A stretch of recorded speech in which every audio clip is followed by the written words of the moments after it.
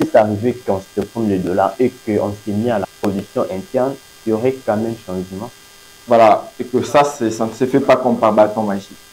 Donc, c'est pas qu'aujourd'hui, parce que normalement, supprimer les dollars va prendre beaucoup plus de temps. Si la dollarisation a pris 30 ans pour s'installer en pays démocratique du Congo, donc il nous faut plus de 30 ans pour dédollariser l'économie congolaise. Donc, en tant qu'économiste, je ne suis pas partant. C'est quoi la cause de l'inflation? L'État doit faire l'arbitrage entre les taux d'inflation et les taux de chômage. D'accord.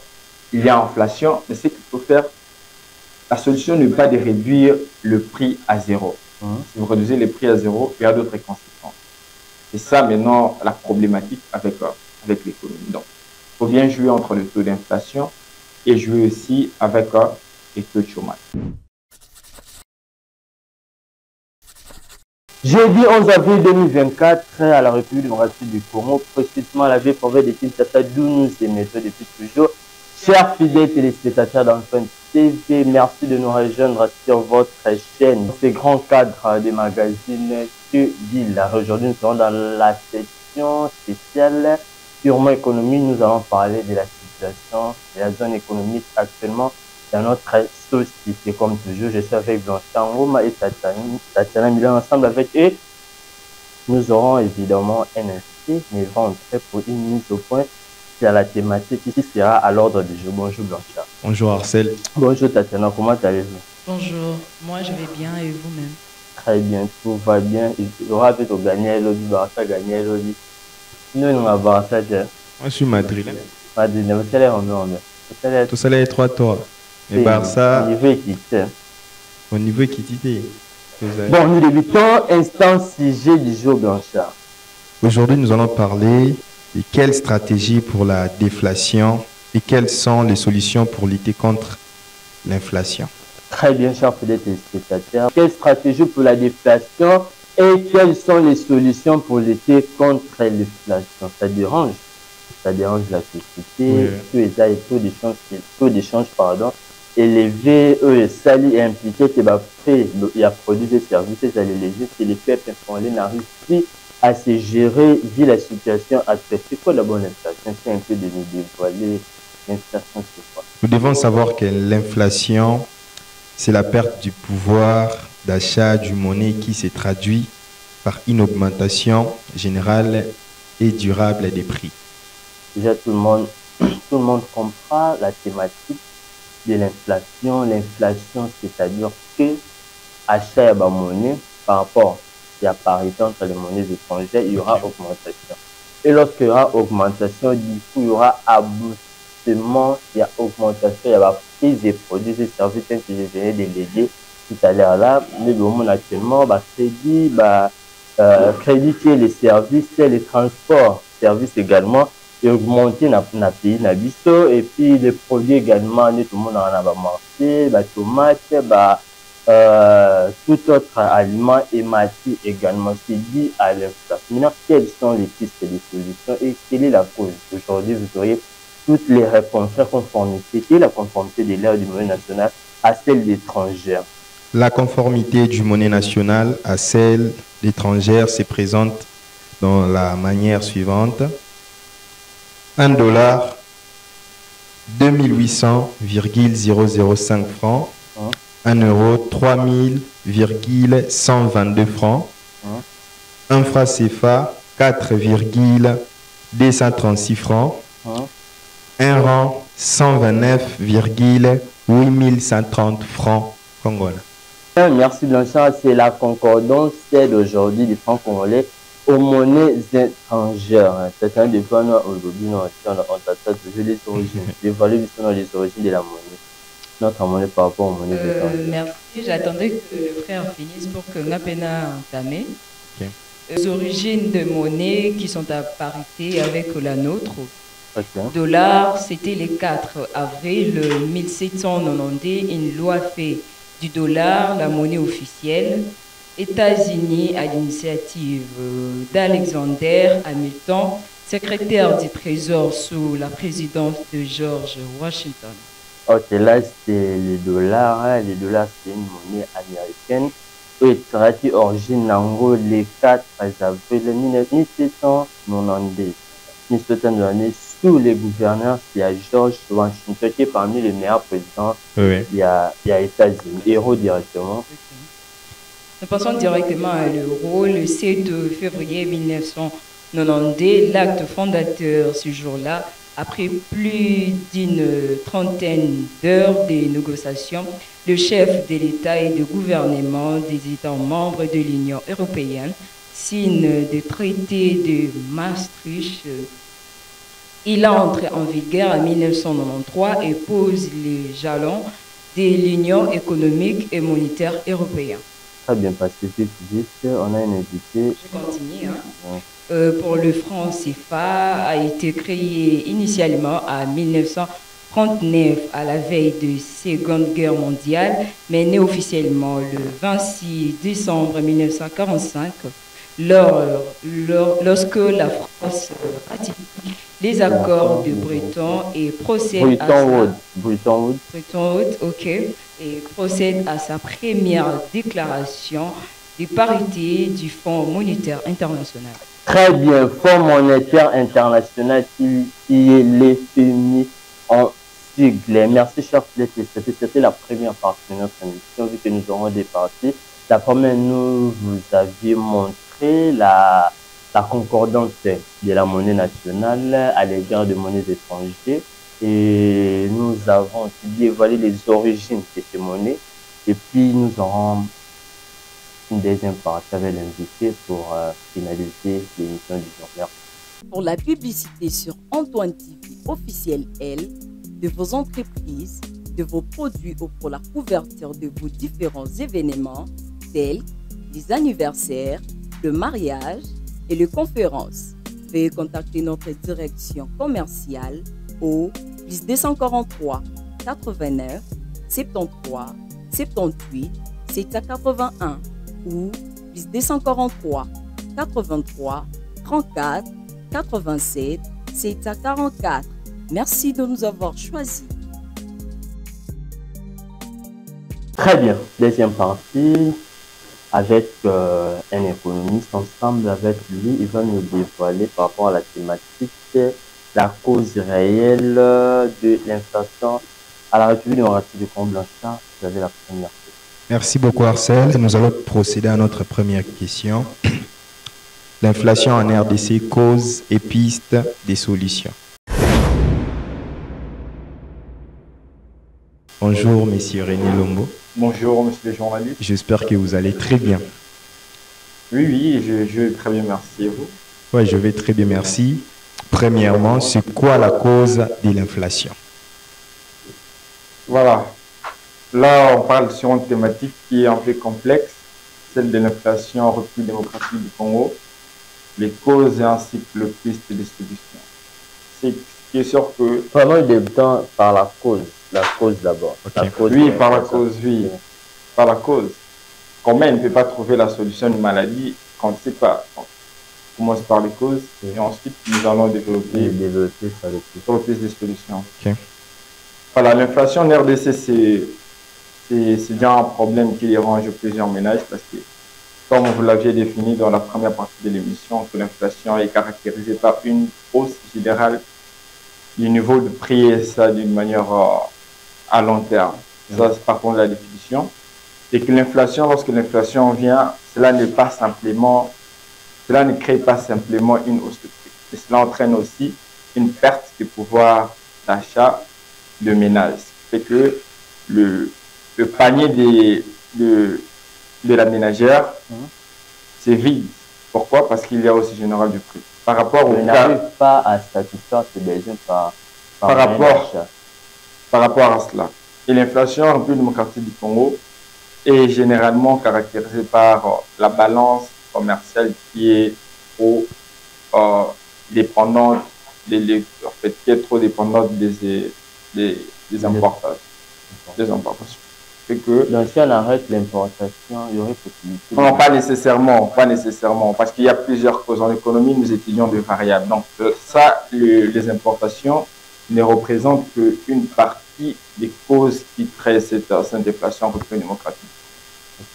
Une deuxième cause, nous pouvons parler de ce qu'on appelle la perte de valeur de la monnaie nationale et les francs congolais. Oui. Par rapport au dollar, vous vous rendez compte que aujourd'hui, là, à Kinshasa, un dollar s'échange à 28 000,04 francs congolais. Oui. La monnaie nationale a perdu environ 35% de sa valeur. Oui. Et cela entraîne aussi cette hausse générale de prix. Il y a une autre cause, notamment la cause que beaucoup de gens négligent, c'est qui entraîne l'inflation là. Parce que par contre, Milton Friedman, lui qui est le père des économistes monétaristes, il soulève que l'inflation est partout, à tout moment, un phénomène monétaire. Donc, lorsqu'il n'y a pas une bonne gestion de finances publiques, vous aurez comme retombée l'inflation. Donc, lorsque vous arrivez au premier trimestre de l'année et qu'il y a déjà des dépassements budgétaires, cela prouve déjà une mégestion de la place des sociétés qui doivent gérer les politiques économiques et monétaires. Est-ce qu'il y a les secteurs et les entreprises qui profitent de l'inflation? Oui, il y a certaines personnes qui profitent de cette augmentation galopante du prix. Ce sont les entreprises qui se spécialisent dans les importations de biens de première nécessité. Ces entreprises-là qui importent les riz, par exemple. L'inflation leur en profite. Donc, ils achètent les produits à l'extérieur au prix très bas. Au prix très bas. Et lorsqu'ils viennent ici, tellement que la monnaie nationale n'a pas de valeur. Et la seule façon de donner de la valeur à une monnaie nationale, c'est des produits. Parce qu'aujourd'hui, on peut peut-être dire que non, s'il y a des problèmes d'inflation en République démocratique du Congo, c'est parce qu'on utilise les dollars. Moi, je vois que personne parle d'ailleurs de la suppression des dollars. De la suppression du dollar. Là, en tout cas, en tant qu'économiste, je ne suis pas partant. Nous ne réfléchissons pas comme les communs de mortels. Parce qu'il y a des économies qui émergent aujourd'hui. Des économies qui sont totalement dollarisées. Le dollar, il y aura des stations ou... Non, ça ne va pas se passer. C'est qu'on aura bien plus de mal à vivre si on n'a pas le dollar. C'est-à-dire mal à vivre. On aura du mal à vivre. Pourquoi? Parce que sur tous les plans. Parce que généralement, vous constatez que l'économie congolaise, c'est une économie qui est extravertie, nous dépendons généralement de l'étranger. Et pour que notre monnaie puisse être appréciée au niveau international, il va falloir que nous produisons de notre côté. Et que, bon, vous êtes sans ignorer que nous ne produisons quasiment pas et que tout ce que nous consommons aujourd'hui. Donc, si par rapport à votre allégation, si c'est arrivé qu'on se prenne le dollar et qu'on s'est mis à la production interne, il y aurait quand même changement. Voilà, et que ça ne se fait pas comme par bâton magique. Donc, c'est pas qu'aujourd'hui parce que normalement, supprimer les dollars va prendre beaucoup plus de temps que la dollarisation. Si la dollarisation a pris 30 ans pour s'installer en République démocratique du Congo, donc il nous faut plus de 30 ans pour dédollariser l'économie congolaise. Donc, en tant qu'économiste, je ne suis pas partant. Et dédollariser l'économie congolaise n'est pas une solution, de sorte qu'il y a des économies qui émergent. Les économies qui sont totalement dollarisées, ces économies-là émergent. Ce qui crée encore ces problèmes-là d'inflation en République démocratique du Congo, c'est le cadre macroéconomique de la République qui est tout fait diversifié. Je crois environ 26% de notre PIB dépend généralement de l'exportation des matières premières que nous exportons. Et on est sans savoir que dans le marché international, dans la relation entre le pays dominant et le pays dominé, dans les consensus de Washington, ce n'est pas nous qui fixons le prix dans son salon. Pourquoi? Nous ne fixons pas. Parce que c'est comme ça. Oui, dans les consensus de Washington, il y a une relation qui existe entre les pays. Si nous ne fixons pas les prix, quels sont les avantages que nous gagnons? Nous ne gagnons pas. Voilà, c'est ce qui crée aussi ce problème-là. En fait, lorsque nous devons attendre l'argent qui vient de l'exportation, nous devons attendre des devises qui viennent des exportations de matières premières là. Et lorsque cet argent doit venir pour équilibrer l'offre et la demande des devises, et que dans ce cadre macroéconomique international, il y a une relation qui existe entre le pays dominant et le pays dominé. Et on est sans ignorer que la République démocratique du Congo fait partie des pays qui sont dominés. Nous sommes dominés. Dominants, comment? nous sommes dominés par les étrangers, ce qui fait que nous ne fixons pas le prix des matières premières. Si vous renseignez bien, vous allez voir que, je crois, entre avril 2023, une tonne de cobalt coûtait, je crois, 81 000 $ sur le plan international. Et que lorsque ce prix-là a chuté, donc une tonne est passée de 81 000 $ à 31 000 $, automatiquement, vous constatez ce que nous constatons dans le marché. C'est-à-dire que la réserve en devises n'est pas approvisionnée et il y a aussi une forte demande de devises et cela crée aussi, l'inflation d'une manière générale. Et vous avez cité plusieurs causes sur l'inflation. Vous avez une question? J'ai une petite question pour vous, monsieur René Lombo. Quelle est la conséquence sociale dont on... Voilà, la conséquence sociale que nous devons prendre face à cette situation-là et qu'il y aura beaucoup de problèmes qui vont se passer lorsque, en fait, le même salaire qui, avant, ne pouvait pas suffire à nourrir toute une famille et que là, il y a hausse des prix sur le marché et que le prix reste fixe. Donc, cela fait qu'on aura beaucoup de gens qui vont mourir de faim et les taux de la famine vont augmenter encore. L'insécurité alimentaire, je fais adhésion, ça va augmenter.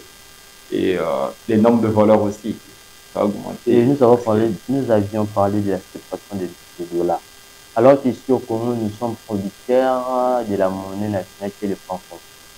Si ça arrivait, on supprime d'abord les francs congolais pour l'utilisation des dollars qui est en augmentation. Est-ce que ça sera un bénéfice de notre part? Ça aussi, c'est l'une des solutions que nous pouvons envisager.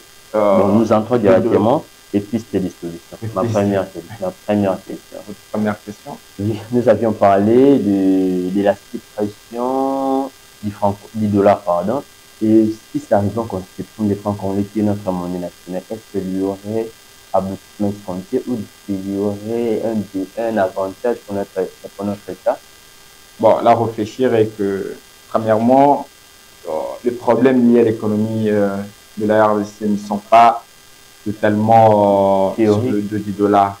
Et sur la question de savoir si nous décidons de dollariser totalement notre économie, qu'est-ce qui va se passer? Est-ce qu'il y aura une solution magique? Écoutez, même si aujourd'hui on se décide de faire tout ça, en économie, lorsque nous ne traitons pas la vraie cause du problème, on aura du mal à voir les résultats. Quelle est la vraie cause? La vraie cause, bon, la question devrait être quelles sont les vraies causes. Parce que les causes... Mais au départ, déjà, vous avez non, au départ, je n'ai pas dit qu'il y avait un problème avec les francs congolais. Oui, les problèmes qui se passent, c'est que notre monnaie nationale n'est pas valorisée. Et aujourd'hui, on peut prendre même une monnaie. On prend cette monnaie-là, on l'appelle Poutine. Ok, Poutine est puissant, tout ça. Il n'y aura pas de solution. Ce qui donne la valeur à une monnaie, c'est la capacité de son pays à produire sur le plan international. Lorsque vous produisez énormément et que les gens doivent venir acheter et les gens qui viendront acheter, ils seront obligés d'acheter les francs. Ils doivent acheter les francs congolais pour venir acheter. En échange, ils amènent les dollars pour acheter les francs congolais.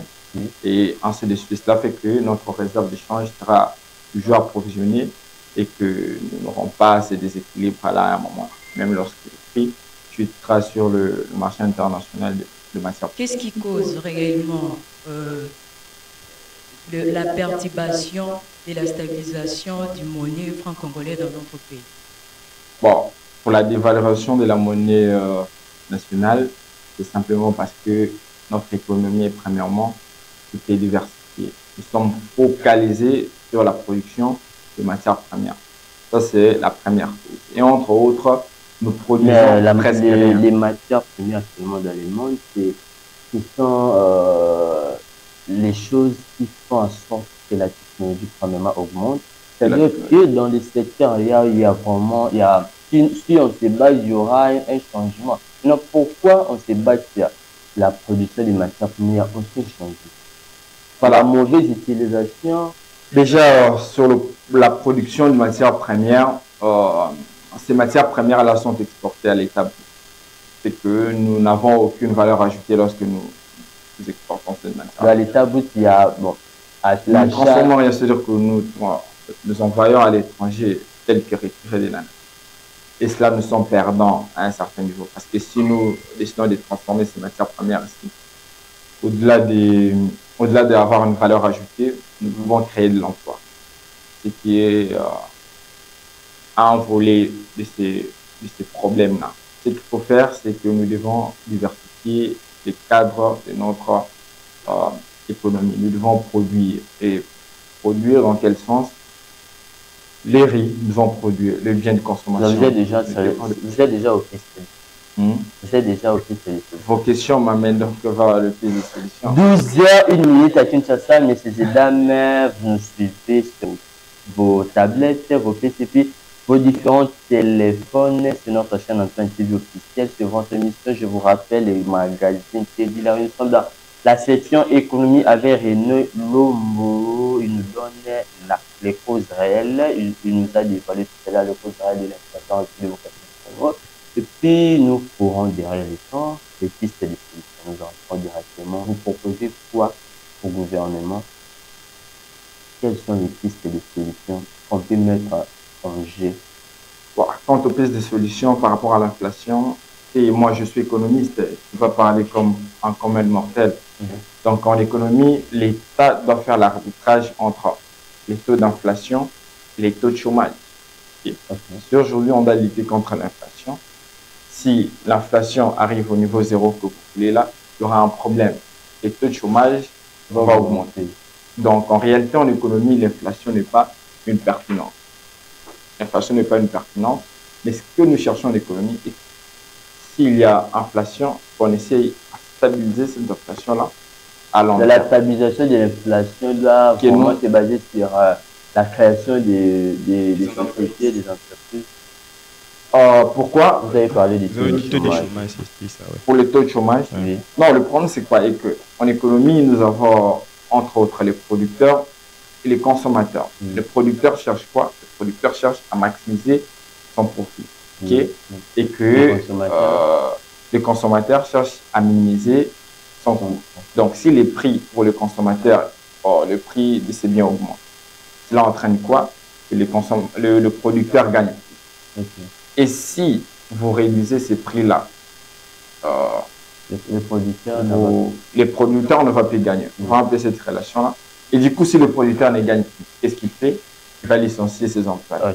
Lorsqu'il va licencier ses employés, qu'est-ce qui va se passer? C'est-à-dire que vous réduisez les primes, vous augmentez les taux de chômage. Donc, l'État doit jouer à une politique où les taux d'inflation est quand même à un niveau contrôlable. Et les taux de chômage. L'inflation doit spirement avoir lieu dans un État. Oui, l'inflation n'évite pas. L'inflation est inévitable dans un État. Est-ce qu'il faut qu'il y ait inflation, que nous essayons de maintenir ces taux-là à long terme? C'est ce que nous évitons si peut-être aujourd'hui, un jeu Fiesta coûte, nous sommes au mois d'avril. Donc, au mois de janvier, les jeux Fiesta coûtent 500 francs. Au mois de février, les jeux reviennent à 600, mars 700, avril 800, 900. Donc, ce qu'on évite, c'est ça.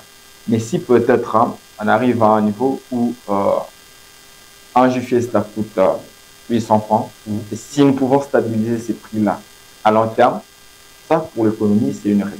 C'est une raison. Mais en économie, l'État doit faire l'arbitrage entre les taux d'inflation et les taux de chômage. D'accord.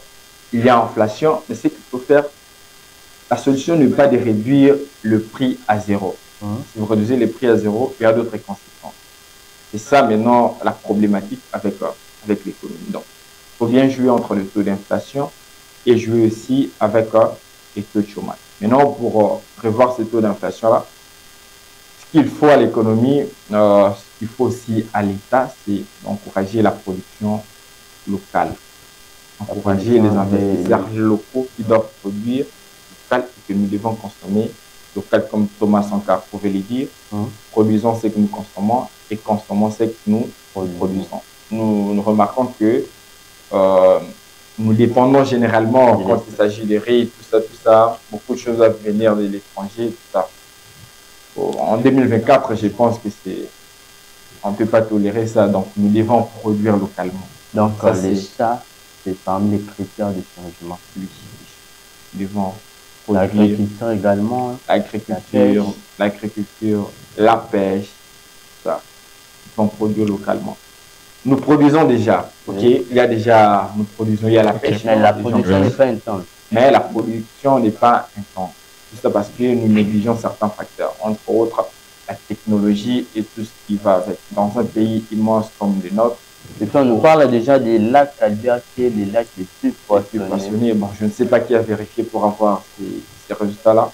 Effectivement, si on a les lacs les plus poissonnés de l'Afrique, et que si notre population, pour manger du poisson, dépend généralement de notre pays, ça c'est une honte, ça ne doit pas être une fierté pour nous. Ce qu'il faut est que l'État doit mettre les moyens en jeu, le moyen de production. Mettez les moyens en jeu, et lorsque la production de poissons augmente, cela réduit automatiquement la dépendance du pays par rapport aux importations de poissons. Du coup, le prix sera minimisable sur le marché. Ok, merci M. Lombo. Moi, je voulais savoir, je me demande toujours, par rapport à l'augmentation du taux, remarquez qu'il y a pas mal de producteurs au Bazoteka, taux et mati, mais Moutouna Moutouazana Tonaï.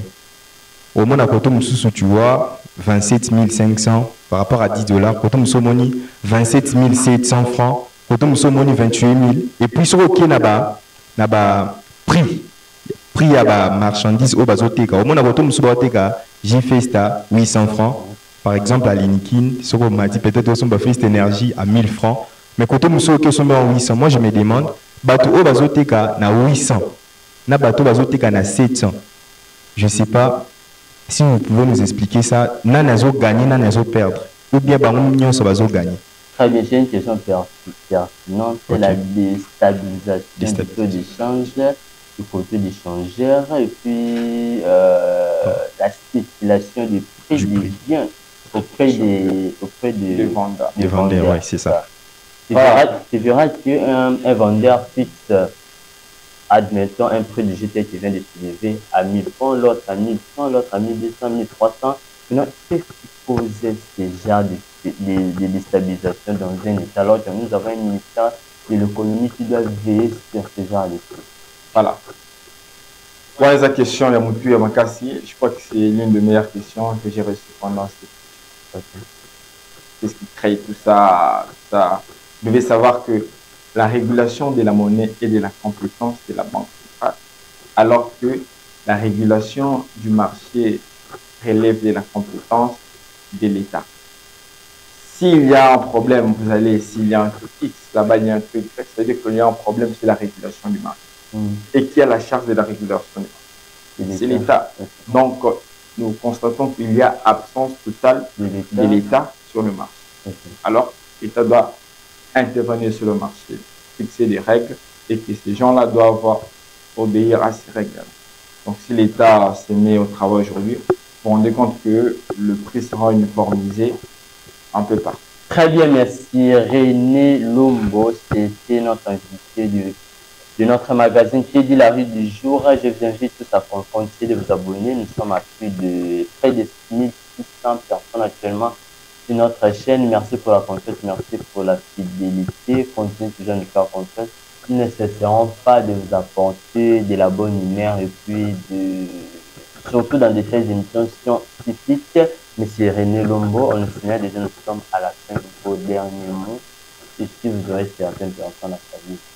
Alors, si je dois avoir certaines personnes à saluer, je salue premièrement les collègues à l'Université de Kinshasa, entre autres Monique Moulenda, en région KBA et tant d'autres, tous les groupes d'étudiants à venir.